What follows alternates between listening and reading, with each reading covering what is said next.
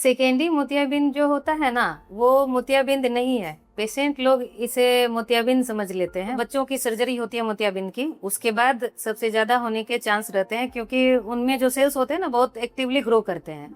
फिर डायबिटीज के पेशेंट हो गए, उनमें भी बहुत ज्यादा होने की संभावना रहती है। या फिर कोई रेटिना की सर्जरी हुई है जिनकी, उनका अगर मोतियाबिंद का सर्जरी होता है तो उसमें भी ये पोस्टीरियर कैप्सुलर ओपेसिफिकेशन होने के ज्यादा चांस रहते हैं। 2-4-6 महीने बाद जो है धीरे धीरे रोशनी थोड़ी घटने लगती है, फिर एक ग्लेयर दिखाई देने लगता है, या फिर कलर हेलोस दिखाई देने लगता है। एनडी-याग लेजर कैप्सुलोटोमी करते हैं। एक एनडी-याग लेजर मशीन होता है जो लेंस का कैप्सूल है ना, उसमें एक सेंटर में एक होल बनाते हैं लेजर के थ्रू।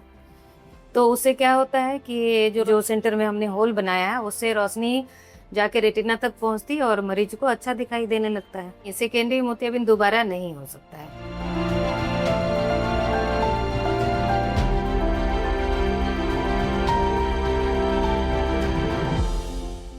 क्या मोतियाबिंद का ऑपरेशन सफल होने के महीनों या वर्षों बाद फिर से धुंधला दिखाई देना शुरू हो सकता है? कई लोग इसे दोबारा मोतियाबिंद समझ लेते हैं, जबकि असल वजह कुछ और होती है। नमस्कार, मैं हूं आपके साथ राजधानी कुमारी और आप देख रहे हैं दृष्टि Samvad with Shri Sai eye hospital. आज हम बात करेंगे सेकेंडरी मोतियाबिंद, जिसे चिकित्सा भाषा में पोस्टीरियर कैप्सूल ओपफिकेशन कहा जाता है, पीसीओ। इस विषय पर सही जानकारी देने के लिए हमारे साथ मौजूद है श्री साई आई हॉस्पिटल की वरिष्ठ नेत्र रोग विशेषज्ञ डॉक्टर स्मिता आनंद। मैम, आपका बहुत बहुत धन्यवाद हमारे शो में आने के लिए। धन्यवाद राजनंदिनी, मुझे इनवाइट करने के लिए। मैम, सबसे पहला सवाल आपसे मेरा ये था कि हमारे दर्शक आपसे ये जानना चाहते हैं कि सेकेंडरी मोतियाबिंद आखिर होता क्या है?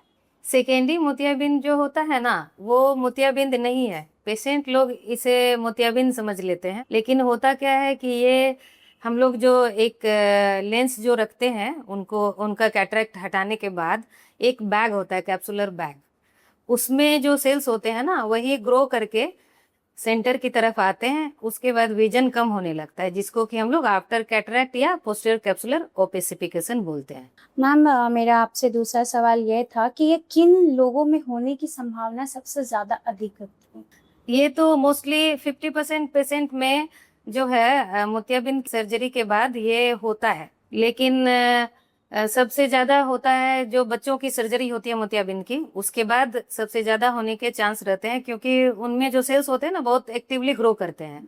फिर डायबिटीज के पेशेंट हो गए, उनमें भी बहुत ज्यादा होने की संभावना रहती है। या फिर कोई रेटिना की सर्जरी हुई है जिनकी, उनका अगर मोतियाबिंद का सर्जरी होता है तो उसमें भी ये पोस्टीरियर कैप्सुलर ओपेसिफिकेशन होने के ज्यादा चांस रहते हैं। मतलब रेटिना और जो बच्चों की जो मोतियाबिंद की जो सर्जरी होती है उनमें ज्यादा चांसेस होते हैं होने की। मैम, मेरा सवाल था कि इसके शुरुआती लक्षण क्या क्या होते हैं?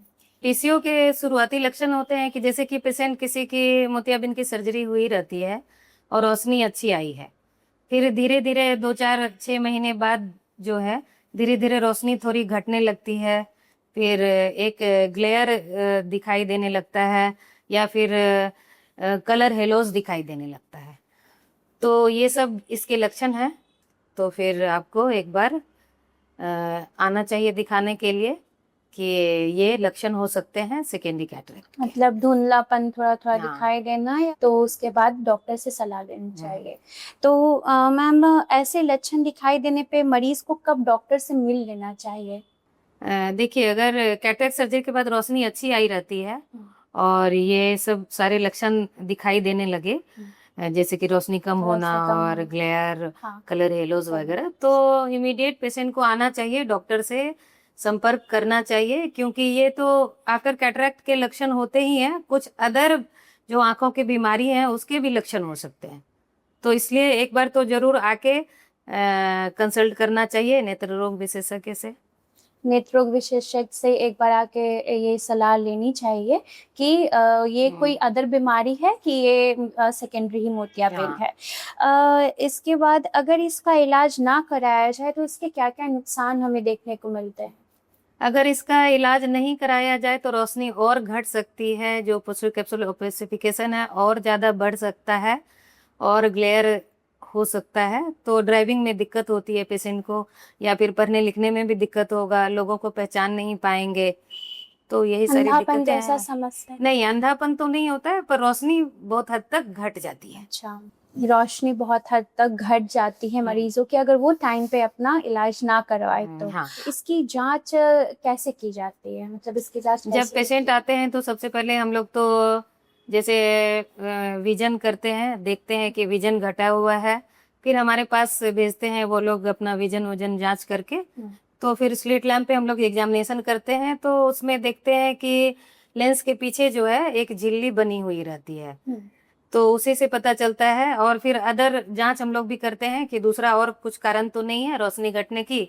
अगर वो सब कारण नहीं है और झिल्ली बनी रहती है, तो हम लोग फाइनली जो है उसका ट्रीटमेंट के लिए ट्रीटमेंट करके हाँ, उसे भेजते हटा हैं। देते हैं, मतलब दिखाई देते हैं मरीजों को। मैम, आज के समय में इसका इलाज कितना आधुनिक हो गया है, तो क्या ये सुरक्षित है?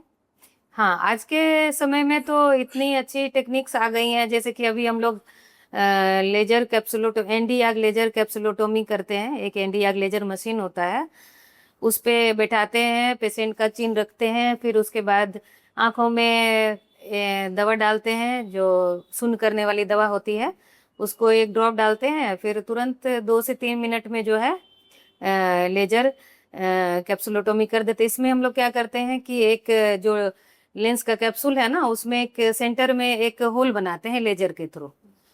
तो उससे क्या होता है कि जो रोशनी जो पास करती है, वो क्लियर जो सेंटर में हमने होल बनाया है, उससे रोशनी जाके रेटिना तक पहुंचती है और मरीज को अच्छा दिखाई देने लगता है।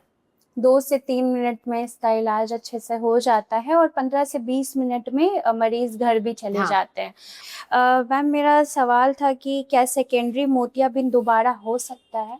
नहीं, सेकेंडरी मोतियाबिंद दोबारा नहीं हो सकता है, क्योंकि हमने एक बार जब उसको क्लीन कर दिया, सेंटर में होल बना दिया, तो वो दोबारा नहीं होता है। वो दोबारा नहीं हो सकता है। नहीं। और मतलब मरीज को इससे कोई परेशानी भी नहीं होती है। मैम, आप हमारे दर्शकों को क्या संदेश देना चाहती हैं? ये जो आफ्टर कैटरेक्ट है, ये कैटरेक्ट सर्जरी के बाद सबसे कॉमन कॉम्प्लिकेशन है। इसको अगर आपको अच्छे से दिखाई दे रहा हो कैटरेक्ट सर्जरी के बाद, और फिर धीरे धीरे कम दिखाई देना हो शुरू हो गया हो, और ग्लेयर हो, कलर हेलोज हो, तो आके तुरंत डॉक्टर से कंसल्ट करना चाहिए, क्योंकि हम लोग सही समय पर उचित इलाज कर सकते हैं, सही इलाज कर सकते हैं, जो कि ओपीडी बेसिस पे इलाज है। इसमें ऐसा नहीं है कि आपको भर्ती कर लिया जाएगा, वो 2 से 3 मिनट में हो जाती है, और हम लोग 15 मिनट में घर भी भेज देते हैं। एक ड्रॉप देते हैं, 1-2 वीक लेना रहता है, उसके बाद आराम से मरीज अच्छा देखने लगता है। आपका बहुत बहुत धन्यवाद मैम, आपने इतनी महत्वपूर्ण जानकारी हमारे साथ साझा की। धन्यवाद राजनंदिनी, और धन्यवाद सभी दर्शकों को मेरा।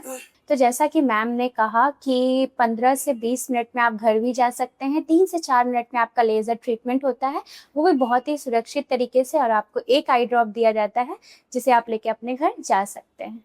दोस्तों, यदि आपका या आपके किसी परिजन का मोतियाबिंद का ऑपरेशन हो चुका है और दोबारा धुंधला दिखाई देने लगा है, तो इसे सामान्य बात समझ के टालिए नहीं। आज ही श्री साईं हॉस्पिटल में विशेषज्ञ नेत्र चिकित्सकों से परामर्श लें। अपॉइंटमेंट बुक करने के लिए स्क्रीन पे दिए गए नंबर पे संपर्क करें, हमारे सोशल मीडिया प्लेटफॉर्म को फॉलो करें और इस वीडियो को अधिक से अधिक लोगों तक साझा करें, ताकि सही जानकारी हर व्यक्ति तक पहुंच सके। मैं हूं आपके साथ आपकी होस्ट राजनंदिनी कुमारी, और आप देख रहे थे Drishti Samvad with Shri Sai eye hospital. सभी का बहुत बहुत धन्यवाद।